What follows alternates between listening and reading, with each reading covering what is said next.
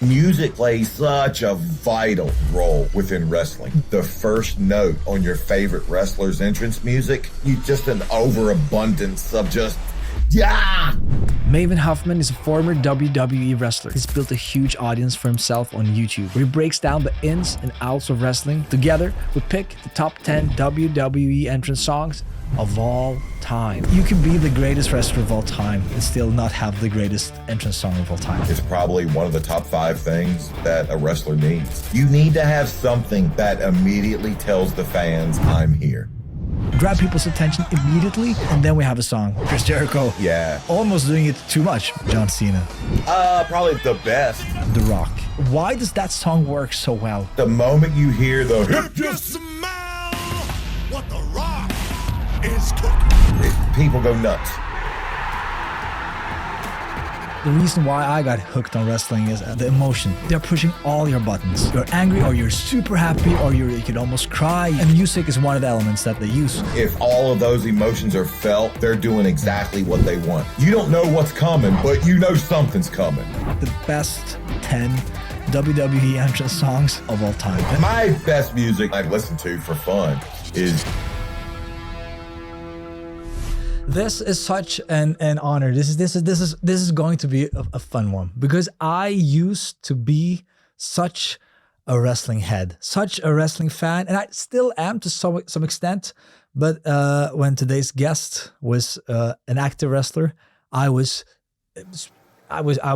such a fan, and from Norway, I remember I have to illegally download this because it didn't show on Norwegian television. It was crazy. So this is an honor to have you on, Maven Huffman. It's my pleasure. Thank you so much. I hate to ask this because it's only going to make me look bad, but when you watched when I was wrestling, how old were you? Ooh, I was probably 13, 14, something like that. So just shows me how old I am.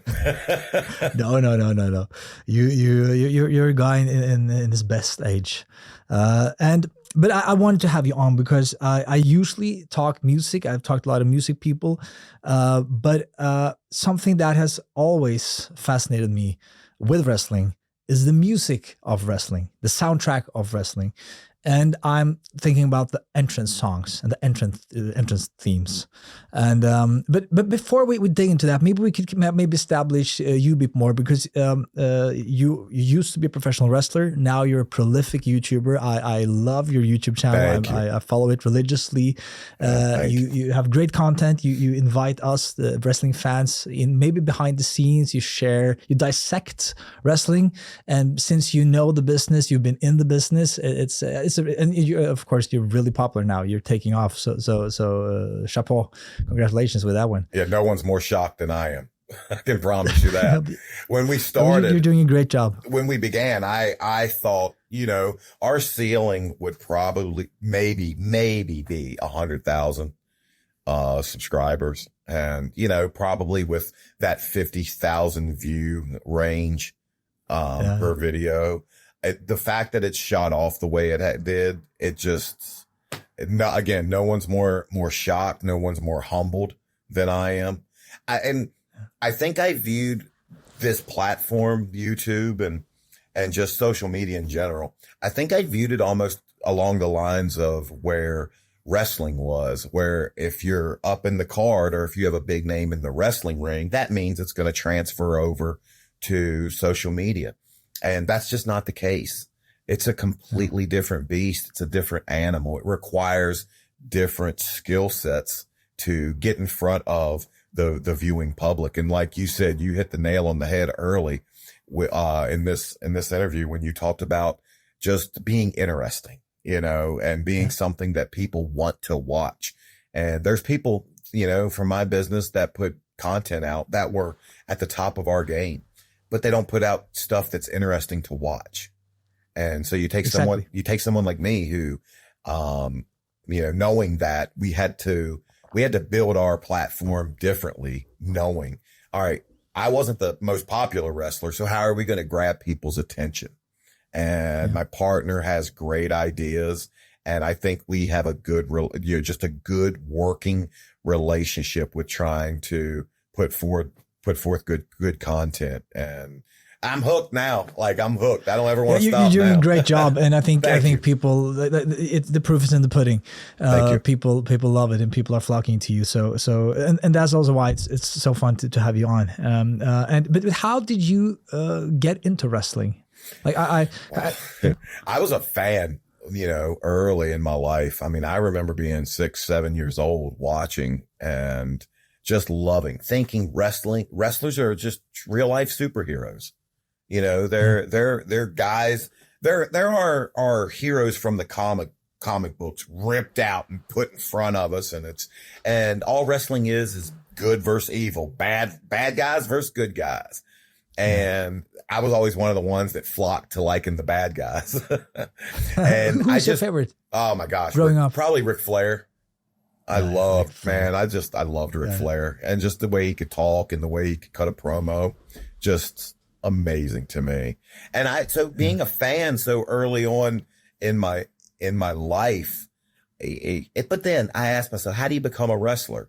That's like asking, how do you become an astronaut? I don't have a clue, but just as time progressed, as the entertainment space opened up, and as reality television opened up, I was able to take advantage of the show Tough Enough, and I'm the fan that lived his dream, and in a sense is still living it.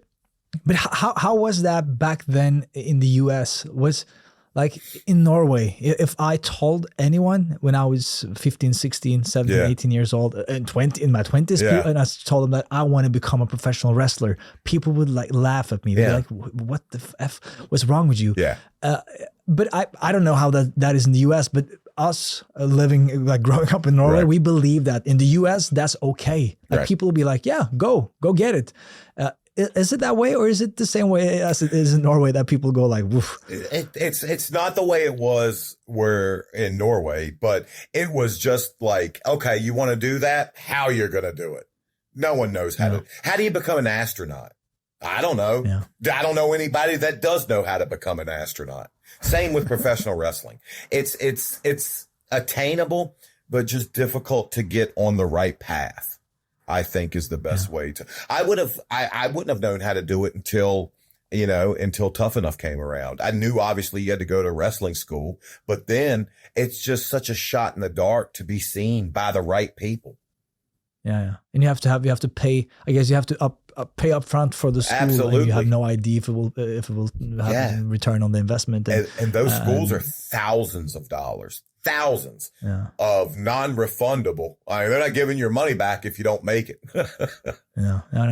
Yeah. But then that was like $1 million contract. That was the thing, right? I didn't win the $1 million contract. That came in subsequent years. Yeah, I wish. Okay. Trust me, I wish. No, ours was just the contract. We just won the contract. So remember when I did that, it was, reality television was still in its infancy. It was 2001.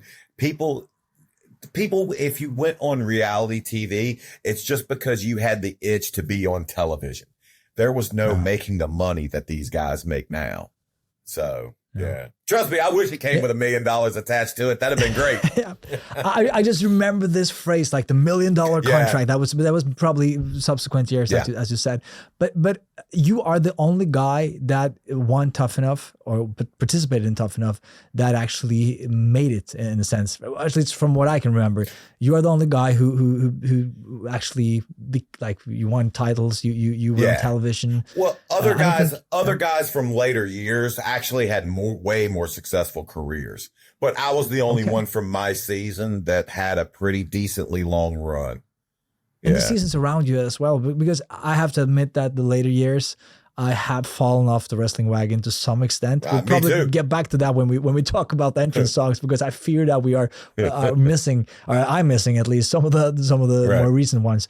But anyways, and you had a decent career. You had like a couple of years there where you had the feud with the Undertaker, which was must have been amazing, and you won the hardcore title, the hardcore title, three several times. But that title was like, but it was like probably 3 times in 2 days, right? I remember that was how it was with that title. It was a quick turnover. It was. Yeah, exactly. Mhm. Yeah, and you had some amazing moments, and now later, of course, at YouTube. So, but now let's dig into entrance songs, and maybe first, could you explain to people who are new to wrestling, new to this thing, Right. what is a wrestling entrance song? Yeah.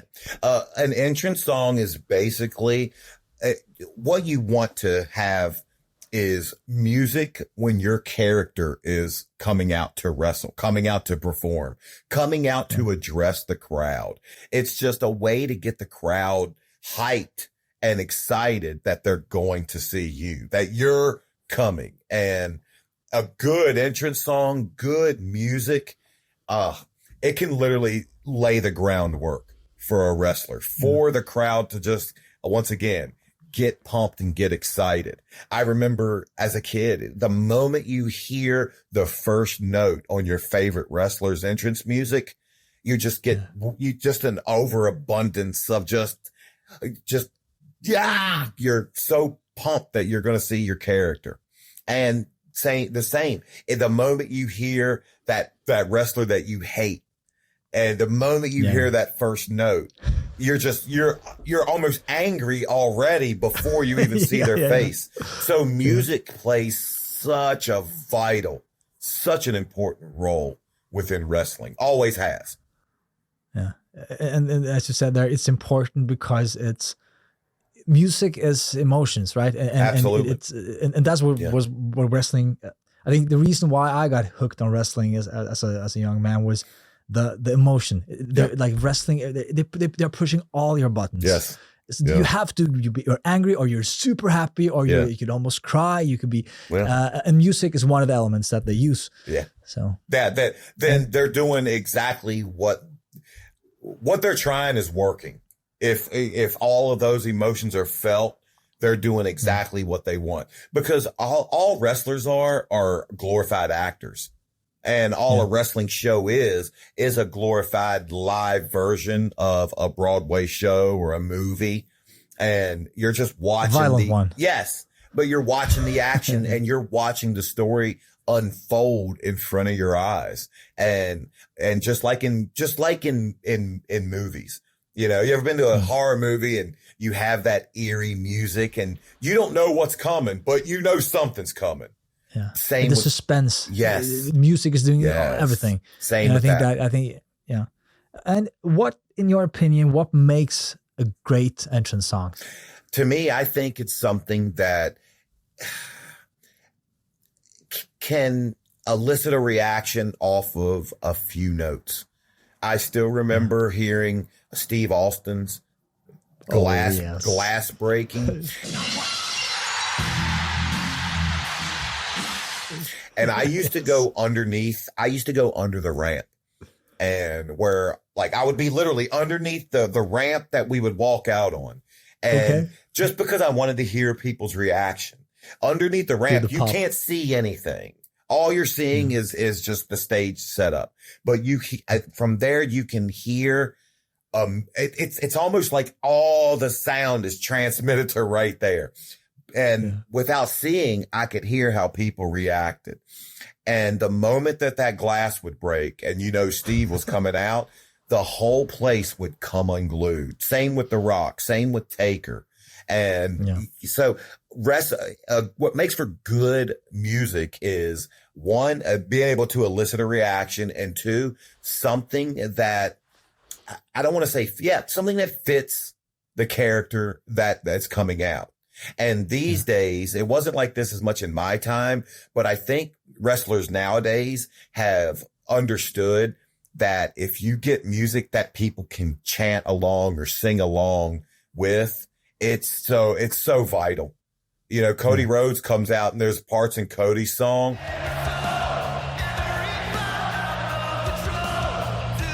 where he stops and sings with the music, thus making the fans sing with the music. And anything that's interactive. Seth Rollins. Yeah. Anything that's Shinsuke interactive. Nakamura, all these guys. Yeah. It's something that's interactive. And as you mentioned there, it has to fit the athlete or the character. That's important, because if there's a dissonance there, the songs that I don't like, I think that it to some extent maybe they don't fit perfectly to the character. Likewise. Usually WWE are like, they're great to figure this out, but sometimes they're just slightly missing it. How important do you think, because we'll get to that when we're in, like, the goal for this episode is to that you and I together will try to figure out the top 10 all-time WWE entrance songs.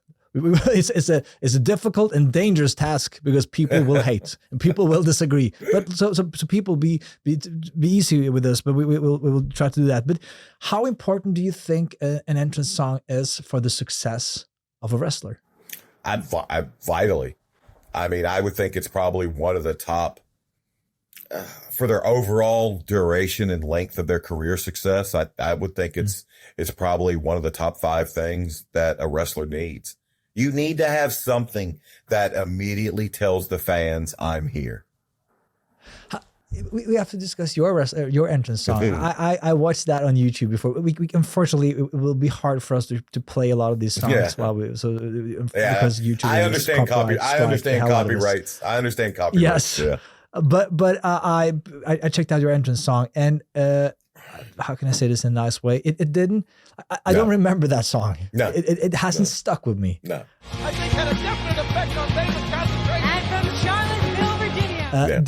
Are wrestlers are you guys able to pick your own songs, or is this something that you're given? I was given, and like I know guys that were at my level was given their music. The more you go up the card, the more input you have on the type of music that you want to come out to.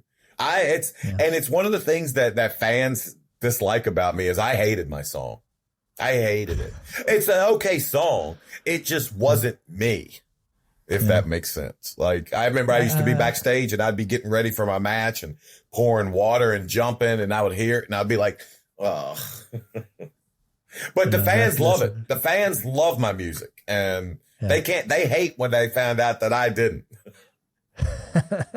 Yeah, it's not bad. Like, I listened to it right now before the episode, but it didn't stuck with me. It's not one of the songs that I remember. And me neither. So but I guess that it's not my playlist. I guess Randy Orton, because some of these big guys, like the famous guys, they've changed their songs. CM Punk has changed, and I guess when they're at some level, they're able to have some input, I guess. Yeah. 100%. Yeah. And I wish I would have got to the place where I had more input. But they gave me that song and I had to go with it. How is it, like, how far away do you think you were from, like, how this is not the topic of the episode, but I have to ask when I first have you here. It fascinates me how people are jumping up and down the card, and when we talk about that, what we mean how popular they are, basically, because the later you're on, like the later on the card you're on, the more popular you are, and the more you get paid. I guess there's kind of at least some correlation there. And it seems to me that in some periods you got a push. I think that's what you call it in the wrestling business. You get a push, then you get pushed up the card later in the show. But then all of a sudden it seems like they decide that, Maven, he's not the one. We're not pushing him anymore, and then you're off. You might be off TV even for you're wrestling so-called dark matches. And to people who don't know what dark matches is, that's the matches that go on before the cameras get turned on. So you don't get to see those matches on television, right? Right. But how does that work? I have this theory that there's a lot of politicking. 100%. It's not necessarily just about being the best, the most talented, or the having the best persona. It's also a key component. Maybe, and I want to hear your opinion. Is it 50%? Is it 40, 30, 60? About being a politician? Oh, I would say it's more than 50. I mean, being a good politician always helps in that business, because the people who are writing the shows, they can make you look however they want to make you look. And then you're hoping the fans take over and force their hand. And sometimes it does happen. Sometimes people are just so over with the fans that they're forced to, okay, we might not want this guy to be in this position, but we have to. And when the most famous example of that, I guess, is CM Punk, right? I would say, yeah, definitely. Yeah. He he didn't politic as much. Well, he politics for himself and probably didn't make many friends doing so, but the fans loved him so much that he was just in that rare space where he had power, and he had power over the people at the top. It's kind of like in the Gladiator movie with Russell Crowe. If you win the people, you win your freedom. 100%. And to me, that is the wrestling business in the sense. You're 100% right. Yeah. And I guess it's hard. And an example of the other type might be Roman Reigns or John Cena, where the powers to be kind of push them, and eventually, again, Roman. Both of those guys, John Cena probably maybe the greatest ever, and Roman Reigns has also become one of the greatest ever, but he wasn't always that way, right? Yeah, no, Roman, they had to push and push and push, and then finally the fans got to where they wanted them to be. Yeah. Cena had gotten the same type of push. Once Cena got a push, once Cena got out and people started seeing what he could do on the mic, especially, the fans came with him. But I would like to think so. I would like to think I would have, but I also think that a lot of the skills that I have now, I was just afraid to put forth back then. And so I don't know if I've developed those skills over my life, or if they were there and just scared to come out. So I don't know. Would you say that the ultimate politician in wrestling is now running the whole company, the WWE company? Probably the best politician, but he just so happens to be when it comes to in-ring wrestling, he was that good.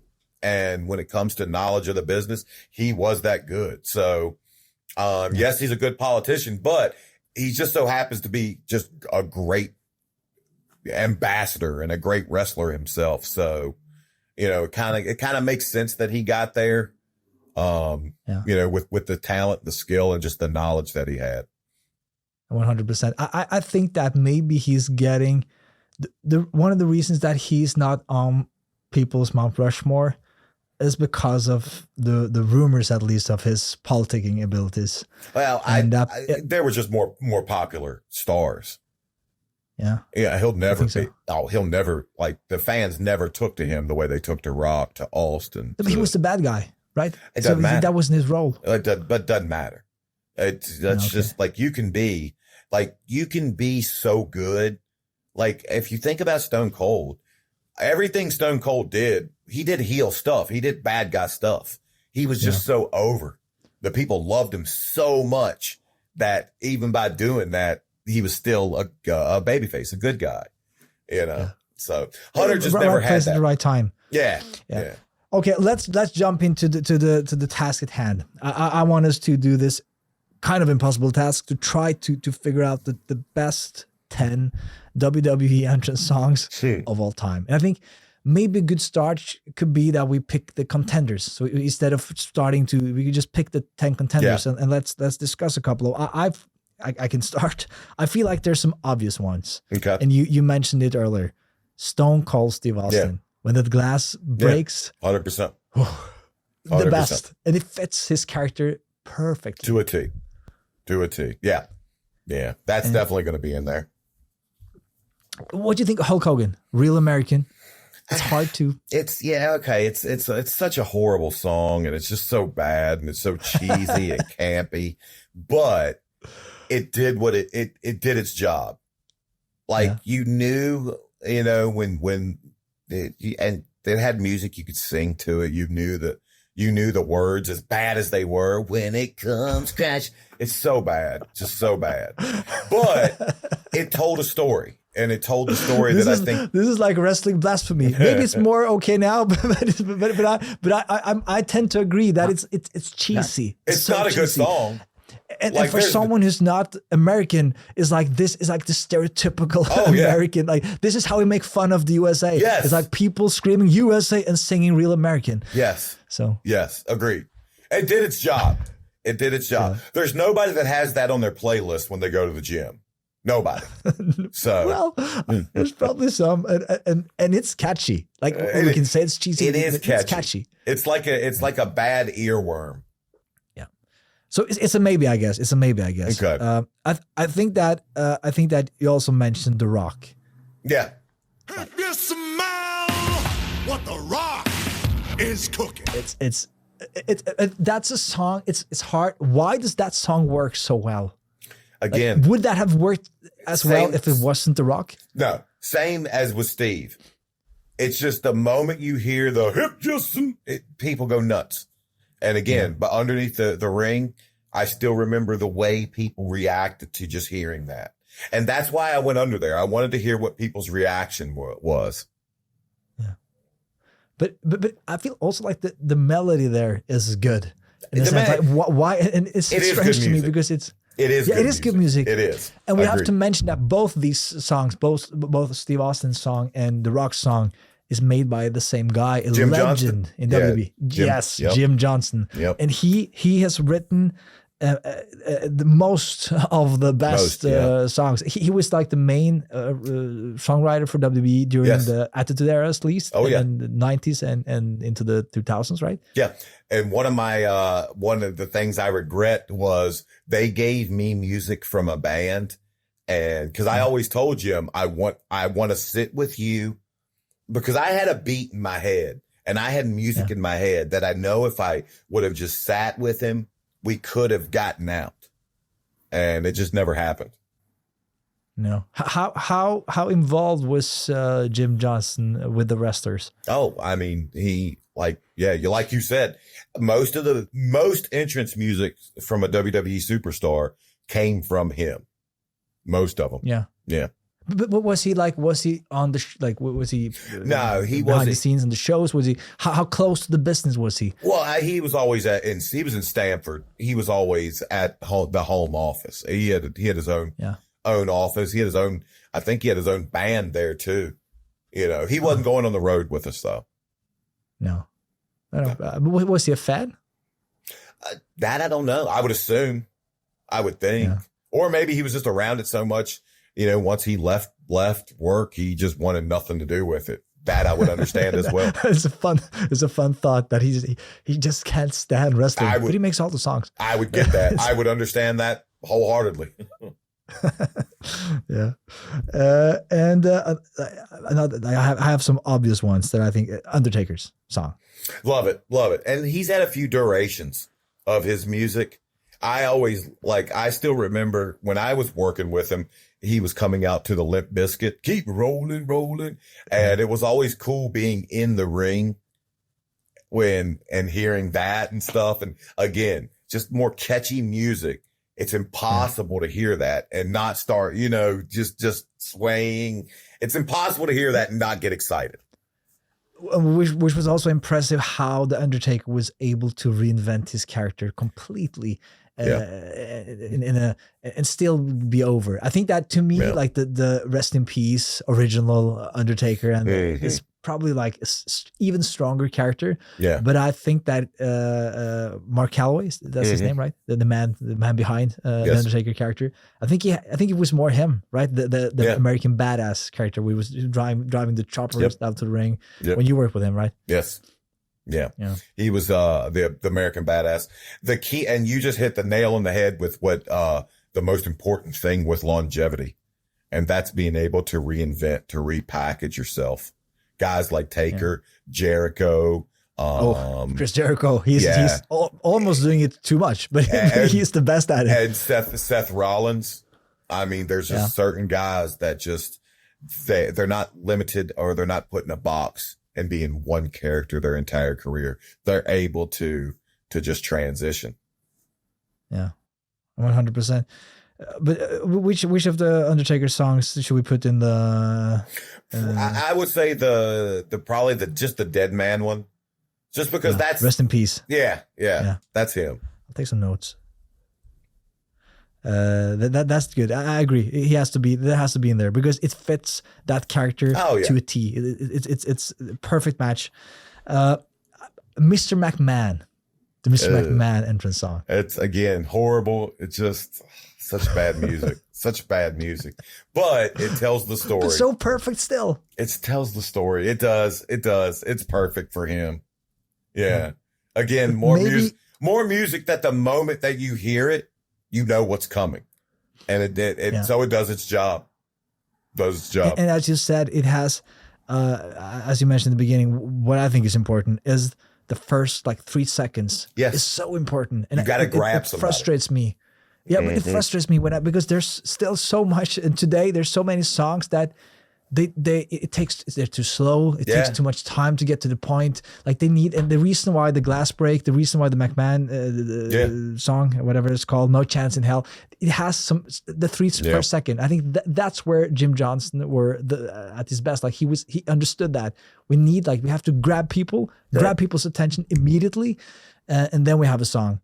And the ones that use like I don't remember how your song went, but the band songs, they tend to be band songs. They're great songs, but often they don't have like the first 3 seconds. I agree. In my opinion, so key. I agree with you 100%. 100%. Who else? Like you Break the Walls, Jericho. Should we put him in? Break the Walls. That's to me is the best Jericho song. I would say definitely, because when Jericho came to WWE, he was coming over when WCW was still a company, and he was one of the first ones to come over from that company. So the countdown and everything, it was just such an important storyline in wrestling. I don't know if you got it in there. My favorite song ever. There's 2 that I love. The first one, I love Goldust music. Goldust has Goldust music. Yeah, that's fine. That's another Jim Johnston. The one from your era, right? Yes. Yeah. But the best one, my best music, the music that actually is in my playlist and I listen to for fun is DX's music. Oh, are you ready? Yeah, I love it. It's just such a good, DX was pretty straight into the contenders. I love it when it's like the break it down. It's good music, and it told their story. What I think that was, I did some research. I think that was Jim Johnston. Oh yeah, because he had this era where he was so into like this. It was in the new metal, like the Limp Bizkit days, where how did he get his hands on all these rappers? If you look at Jim Johnston, it doesn't look like a rapper. I think it's once wrestling, once we turned into the 2000s, wrestling became pretty mainstream. Once we had the 2000s and the Monday Night Wars, wrestling became mainstream, and which meant all these artists and all these musicians knew a way I'm going to get in front of a new audience is by working with these wrestlers. And then guess what? People are going to hear my music weekly, and not just a few people, millions of people weekly are going to hear my music. And if they like one song, maybe they'll want to buy the whole album. Yeah. So it's actually smart that they joined forces. And another guy who did some rapping, John Cena. Yeah.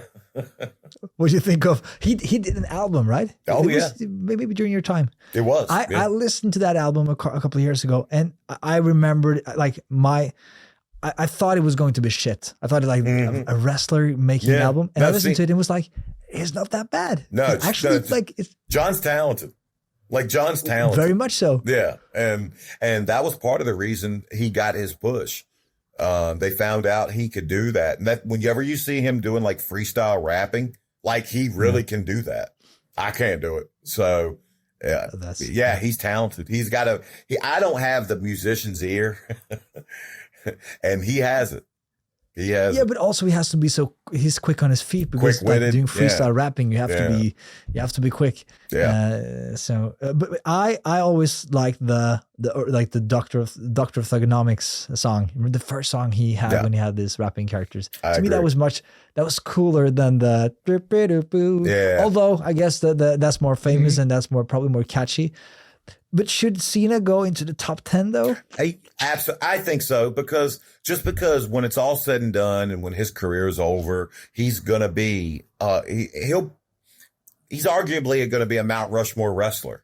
And 100%. Anytime that wrestler made their own music, how do you not put him on there? Okay, Like, great. how do you Okay, not? I agree. Let's put John Cena in there as well. Yeah. But then it has to be the time. My time is now song. Then I like that. Okay. Yeah. I like Yeah. that. I guess so. Okay, the argument, like the playing devil's advocate, is that you could be the greatest wrestler of all time and still not have the greatest entrance song of all time. Agreed. But Yeah. but still, it's hard to. I think John Cena will, after this year, he's having his last run now. I think so. I've gotten back to wrestling a bit with the Rock coming back, with Cena coming back. I don't watch it at all. I don't watch it all. You don't watch it anymore. You Not a didn't bit. watch the build up to last year's WrestleMania. Not a bit. Not a bit. Why not? It's just the way I explain it is like, it's like watching my ex-girlfriend go on a date with her next boyfriend. Nah, I'm good. Okay. I don't need to see that. Okay. Yeah. But is there some sense of like some bitterness there, or is it just Not like bit- I'm no, not- done? Not bitterness, sadness. Just sadness. It's just because, I mean, it's losing my first love and then watching my first love move on with their lives. You know? Yeah. How did you leave the business? On what terms? I mean, I got released in 2005 and yeah, I've had better days. I've had better days. How do they do that? I just got a call from Johnny Ace after, on a Tuesday. And I just landed. I was riding home from the airport and it was a quick 3-minute phone call. Just, hey, got to let you go. Yeah. So you going home from a trip, like Yeah. doing And wrestling, and a few months earlier, I just signed a new 3-year contract. So, yeah. How does this contract work then? That sounds. They have outs. They have clauses. They can get out of anything. Yeah. Contract is because we don't have representation. I don't have a manager. I don't have anyone fighting for my rights. You know, so I have to sign whatever piece of paper they put in front of me, and which means they have all the leverage. So yeah, wasn't it Jesse Ventura that tried to unionize wrestlers? Yeah. That didn't turn out well. Did not work. No, no, it didn't. Did not work. No, it's interesting. So, but after we're going all over the place, but this is super interesting to me. And I think a lot of other people will find this interesting as well. So when you got released, there were other companies that you could go to. I guess TNA had started back then. CM Punk was in TNA. Yeah, that was a lot of guys went, like the Dudley Boys went to TNA, Billy Gunn. And I did a few shows for TNA, but I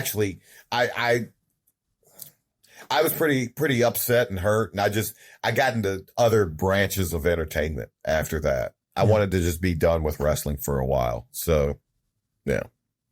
Yeah. No, but I don't mean to harp on it, but this is interesting to people, I think, because a lot of people don't. This is how you what you do with your channel. You're sharing these interesting bits and pieces, like the thing that people are, the audience, we don't see that. We just see the glitz and the glamour. We don't see the behind the scenes stuff. We don't see. And it's tough because it varies.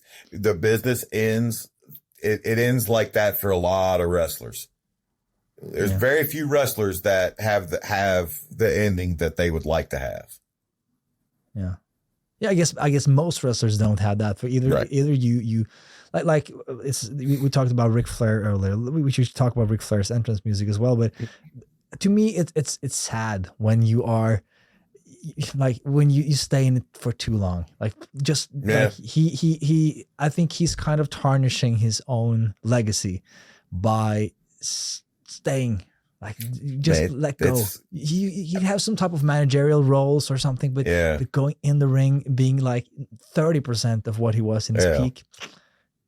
To me, that's tough. It's tough to let go. Once you love it, it's tough to let go. Kurt Angle, like to me, Kurt Angle was my favorite. Kurt Angle, like the best. I loved Kurt too. I was a big fan of Kurt coming in, and Kurt was one of the most intense individuals ever. Yeah. Kurt was what I love about Kurt. I said it in my channel. I wrestled Kurt, and that was the first time I realized, okay, I'm in here with grown men. like grown men. Yeah. Yeah. Someone who could actually, like, you just have to, like, if he wanted to, he could just kill you. Could destroy me, rip my head off if he wanted to. Yeah. Yeah, absolutely.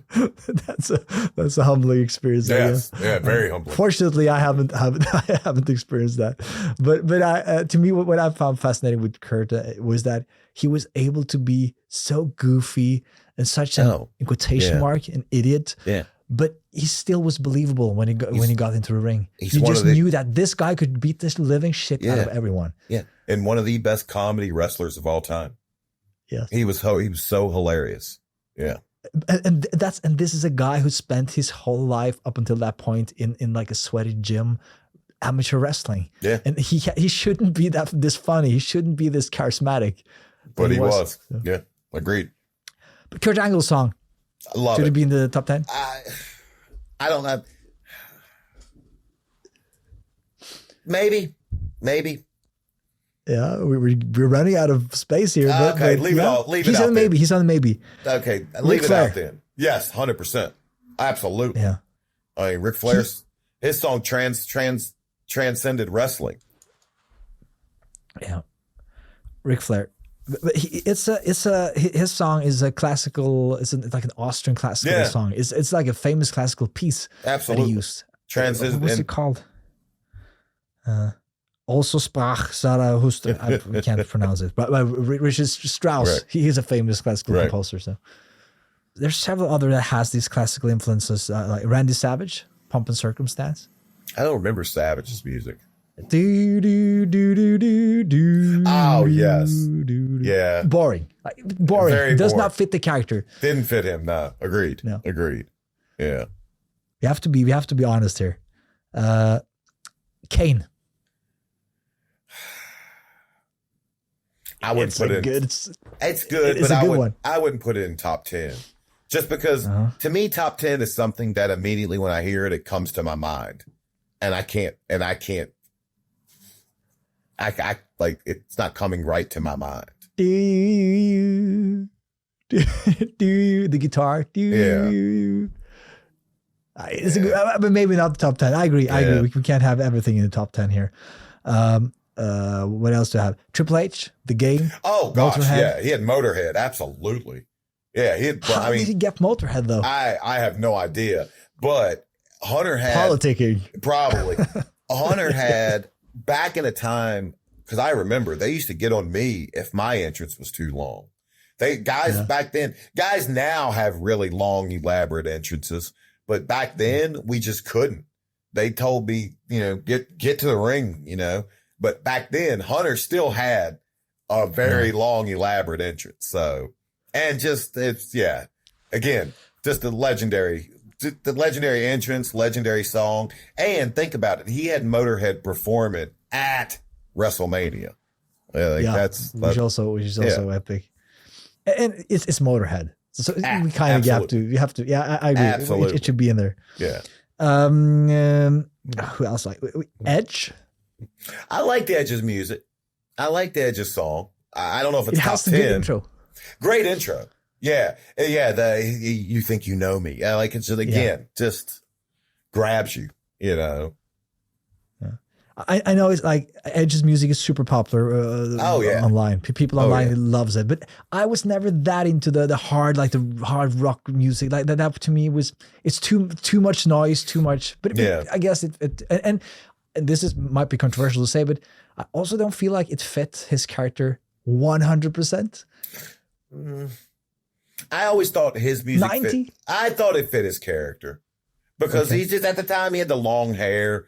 He looked. I thought he looked the part. He did. He did. I guess that was why he got pushed, and Christian hasn't been pushed until 2022 or whatever. Yeah. To me, Christian was always the standout talent on the mic. I always loved the guys on the mic like that. The wrestling, Christian's a good wrestler. Christian's a good wrestler too. That as well. Yeah. But he is amazing on the microphone. Yeah. Brock Lesnar. Oh, I wouldn't have thought about Brock's music, but I can see fits where the character. It does fit. It fits. Yeah. And again, another, just stellar career. Did you ever wrestle Brock? I did. When he debuted, I was the first. He debuted during my match and grabbed me, and I was the first person in WWE that ever took it, the F5, ever took his finish. Oh, God. Yeah. How did that feel? I mean, the move didn't hurt. It was an easy move, but like Brock's just a strong guy. Like, yeah. Talking of people who can just kill you if they want to. He grabbed me and just I was going where he wanted. So, yeah. Okay, he said maybe that this guy might not be we have to get to some women here as well before we end this, but Goldberg. Oh God, he was briefly in the WWE. Yeah, I mean, yeah, I wouldn't put him in there. I wouldn't put his music in there. Just it fit. It's hard to say it fit the character, but it fit his entrance was unique. Yeah, it did. And it was the opposite of what we talked about. It was not like boom instantly. No, he had this elaborate long ass intro where we walked from the wardrobe the dressing room. Yeah, that was great. Exactly. When they pound on the door. Yeah, it was fantastic. Yeah. Shawn Michaels. Yeah, I mean, you got to put Shawn's in there. It's another Jim. It's another Jim Johnston classic, and it's one of those songs that love it or hate it, you know it. Yeah. Like my favorite version of that song is the Sexy Kurt version, where Kurt, remember that one? Kurt Angle did he mocked Shawn Michaels. I don't think is it top 10. We can put it on the maybe list, maybe. It's a horrible song. Again, it's horrible, but it's classic. It's just legendary. Like yeah. Like, and there's so few people that song could transist to. You're not giving that song to That's Kane. Very true. You're not giving that song to Kane. You know, no. It would be fun though, but it's hard to give to Kane. I agree. You haven't watched more recently. You don't watch anymore. So you don't know I do know I love. There's 3 songs. I like Cody's entrance. I love Seth's entrance. Seth's entrance is great. Like just the like I would put that on there before I'd put super engaging. A lot of audience participation. A lot, tons of it. And I like Finn Balor's. I like his music too. I just like the beat and everything. And it's another one that's semi-engaging. And you have some female songs. Unfortunately, when you were still wrestling, wrestling was the women in wrestling, they didn't have the position as they have today. Not like they do. Not like they do now. No, I mean Trish was out, Victoria was out, but not like it was today. No, but still they were very much looked on as like they had the go grab a beer matches on every card. It felt like, and also I feel like the music also like underlined that. So if you listen to Trish's music, it has this. It's hard to take that serious. It's not like business about to happen in music. It's like, you can go grab a beer. Trish is coming to the ring. Go grab a beer. And I felt like there were some exceptions, maybe Lita's music. It fit her like good. Rock chick music. Yeah, because Lita came in Lita came in not even really on the heels of Matt and Jeff, but Lita always felt like an equal to Matt and Jeff, which I think helped. And I think you got to see just how skilled Lita was. And it wasn't like she was just that valet that was out there to do one spot per match. She could do the whole match if needed. Yeah. So, yeah. And, it's hard. So, and this is, I'm not following the product that much anymore, and I haven't seen, but I've heard people mention like Bianca Belair. I listened to her song. I don't know if you've heard it. It's like, it's made by this new producer duo who's kind of taking over from Jim Johnston. They call it CFO or CFO $ or something.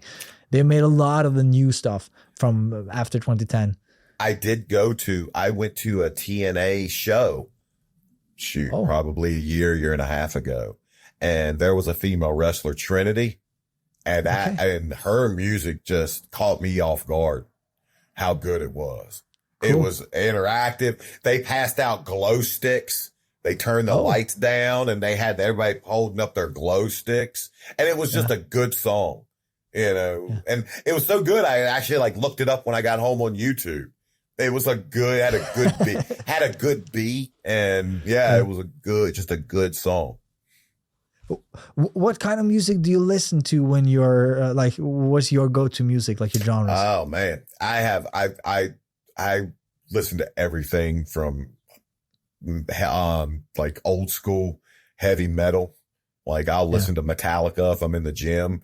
I'll listen to 90s hip hop. I love Tupac. I would say my go-to is probably down south hip hop from like 2002 to 2008. Outkast. I live there. I mean, they're not on my really like go-to. I mean, even dirtier stuff like Lil Bootsy, them Franchise Boys. Who else?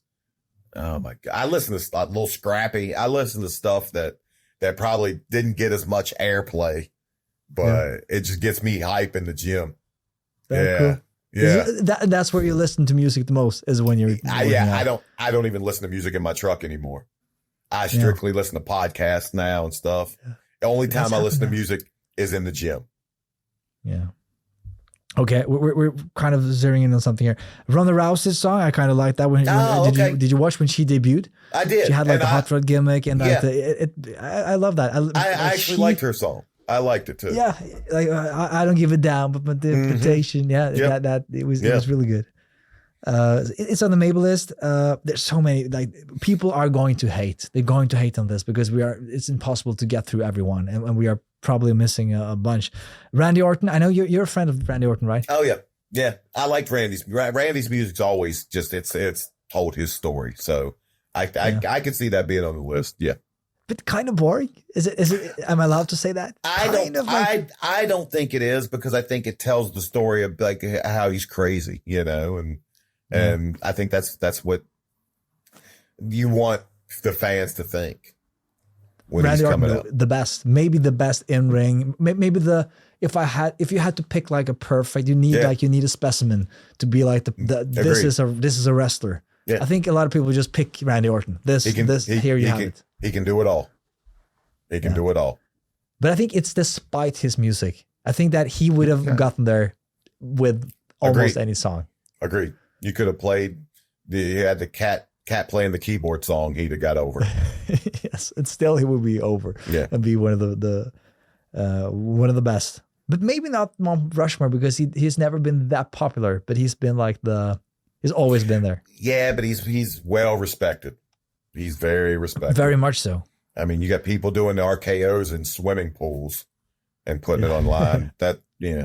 So he is super popular, but maybe not Stone Cold or Rock. He's not up at that level. Yeah, he's not mainstream popularity. Exactly. Big Show? No. It's a fun song, but I agree, maybe not top 10. Rob Van Dam? I liked RVD's music. I liked it. Yeah. Maybe not top 10. Who we like Carlito? Like, he had a cool like a spit in the face. Yeah, I liked it, but I don't think it's top 10. No, probably not. Booker T. Oh, I love Book's music. Yeah. Yeah. Of the new ones, have you heard Shinsuke Nakamura's song? When you talk about like, I've heard no. You haven't heard that one. It's great. It's like a guitar riff. The audience sings along to it. You if you like audience participation. I've heard no. People love that song. They sing along. You haven't heard that one. That's then it's hard to put in the top 10. Batista's song. I don't know. I love Dave, but I don't know if his music goes in top 10. Oh, Shane McMahon. Oh yeah, here comes the money. Absolutely. Here comes the money. Absolutely. Immediately. To me, that should maybe be on. 100%. Yeah. Okay. I think we have a short list here of the 10 contenders. let's try to quickly try to structure it here. We have Stone Cold, we have Undertaker, we have The Rock, we have Jericho break the walls down, we have DX, we have John Cena, we have Ric Flair, we have Triple H, Shane McMahon, Shawn Michaels. No girls, but I guess that was how it was today. And I think that it's because I think that if we do this same exercise in 20 years, this list will probably feature 100%. Much more girls. I think that's kind of the reason for the bias. I think. I think everything evolves, and everything, and I think we're just now getting into a world where women's wrestling, like you said, is respected. It's not it's not to go get the beer match. It's where people look forward to it. And I think in 20 years, it'll even be further. So and also it kind of the women's wrestling needs time to mature, or need time for because all these songs that we have here, the reason why they're on our list, and I think is because we have so many memories with these songs. Nostalgia. Nostalgia, legacy, call it whatever you want. And the women that are wrestling today, they need the 20 years to in order for us to get the nostalgia. So that was just an apropos. But okay, I think that let's go with number one. I think to me, Stone Cold. It's hard to not like the glass break. I agree. Let's put it there. Number two, I would say DX. I would say DX too. Yeah. Let's put DX at number two. Number three, it's hard to avoid The Rock. Like, okay, all right. Yeah. It's hard to avoid. And to me, another reason why I think it's great is that the song is like an original tune. There's nothing like Jim Johnston wrote this. Boom. Yeah. It's not hard rock. It's not no tricks. It's just like it is it's just a good tune. Put The Rock up there. Number four, I would put one of the McMahon's songs on there. Shane McMahon. Yeah. I think he has the better tune. I agree. Yeah. Number five. Undertaker? Yes. Undertaker. Or Ric Flair. I would put 5 and 6, Undertaker and Ric Flair, and then you could swap those out. Yeah. Flair number 6. Yeah. 7, maybe. Oh, it's John Cena. You can have Triple H. Okay. We have Jericho. We have Shawn Michaels. I would put, you know what? I would actually take Shawn Michaels out, and I would put Seth in there. I agree. To have some contemporary, just because I think Seth's going to go down as a legend, and I think his music I think that song's just better than I'm a Sexy Boy. Yeah. We have forgotten about one guy and one guy's music, CM Punk's Cult of Personality. But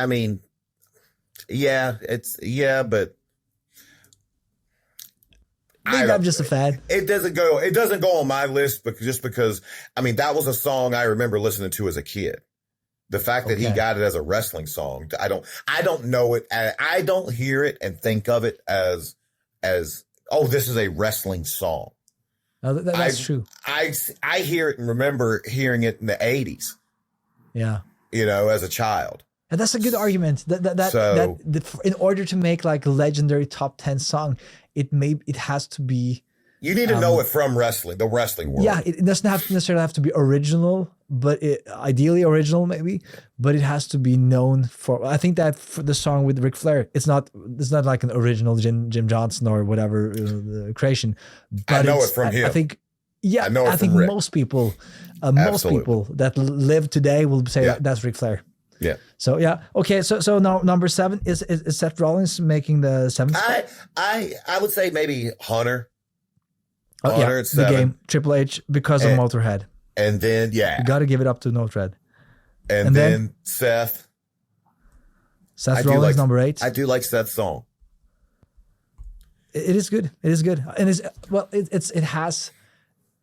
it's very smart. Like it's very smart. I think it's to me it's smarter very than smart. It's good, but it's very smart. Agreed. And it does the job. And I also agree with you that that's something that I don't think Jim Johnston got. to the same extent that the more contemporary modern songwriters for wrestling has gotten, because the audience participation is much higher now than it was during the Attitude Era, and it's not because people care more now.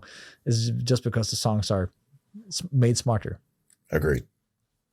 Number 9, then we're left with Jericho, and we're left with John Cena. I'd put Cena at 9, Jericho, Break the Walls down. That's a good one to end on. Yeah. It's this is a good list. And of it's a course, rudimentary list, but yeah, and I think that a lot of people are, well, what can people hate used to hate on this list? They could say that we don't have enough, like it's like Attitude Era heavy list.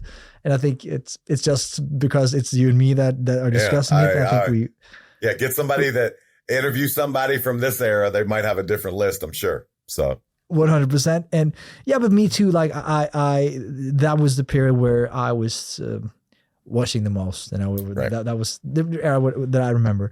And they can also say that we feature 0 the women's songs here. But I'll stand by this list. Like I'll stand by this list. So number 1, Stone Cold. Number 2, DX. Are you ready? Number 3, The Rock. Number 4, Shane McMahon. Number 5, Undertaker. Rest in peace. Number 6, Ric Flair. Number 7, Triple H. The Game. Motorhead. Number 8, Seth Rollins. Number 9, John Cena. My Time Is Now. And number 10, Jericho. Break the Walls. I think that's a good list. This was a good list. It was a good list. Maven, thank you so much for joining in. I really appreciate it. Where can people find you other than your amazing YouTube channel? People have to go check out Maven Huffman on YouTube. Right. If you're into wrestling, you will absolutely love it. And where else can people find you? We actually have a Patreon we just started. And for anyone that joins Patreon, we rather than join a Cameo and it's paying $100 for a cameo, I'm doing a cameo style video for anyone that joins Patreon. And cool. Yeah. And then we're putting up additional videos. Like we're currently going through my season of Tough Enough.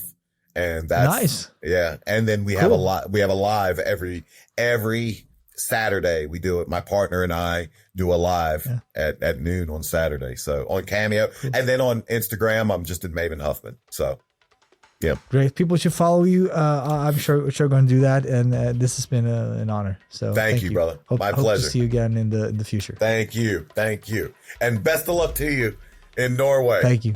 All right, brother. Thank you, man. Okay, bye. Take care.